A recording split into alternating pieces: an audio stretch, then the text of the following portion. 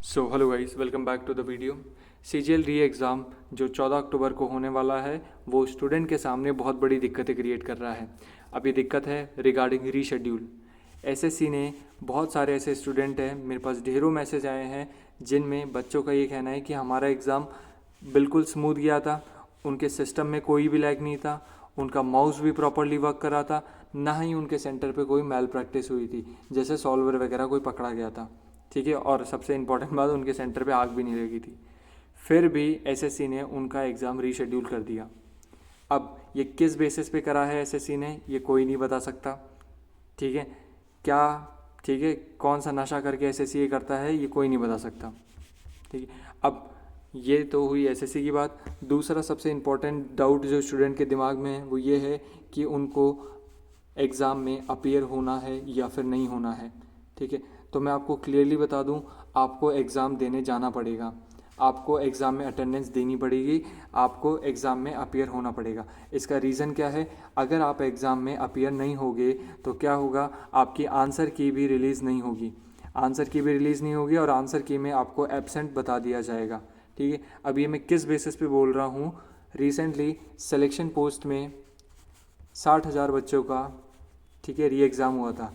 अब इन 60,000 बच्चों में बहुत सारे सेम आज की तरह ही थे, सेम अभी की तरह ही, कि बहुत सारे बच्चों का एग्ज़ाम प्रॉपरली हुआ था, उनके सिस्टम में कोई दिक्कत नहीं थी, उनका रीशेड्यूल कर दिया। अब वो तो फ्री ऑफ माइंड थे कि भाई हमारे सिस्टम में कोई भी दिक्कत नहीं है, तो वो फ्री माइंड थे, उन्होंने नोटिस वगैरह चेक नहीं करा।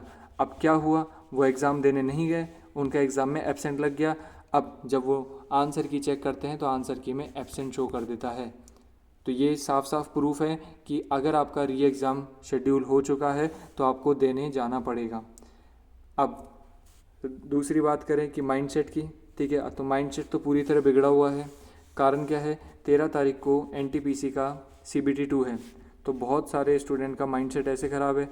दूसरा, कई सारे स्टूडेंट ऐसे हैं जिनका रीशेड्यूल हो गया, उनके जो अटेम्प्ट्स थे, ठीक है, मेरे पास कई सारे ऐसे स्टूडेंट का मैसेज आया है जिनके अटेम्प्ट्स 80 से 90 के बीच में, और अच्छा खासा एक्यूरेसी, उनका पेपर बहुत अच्छा गया है और वो मेंस की तैयारी भी करने लग गए थे, लेकिन एसएससी ने, ठीक है, सारा चीज़ ख़राब कर दी। ठीक है, सारा चीज़ ख़राब कर दी एसएससी ने। तो मेजर बात यही है, ठीक है, एग्ज़ाम तो देने जाना पड़ेगा।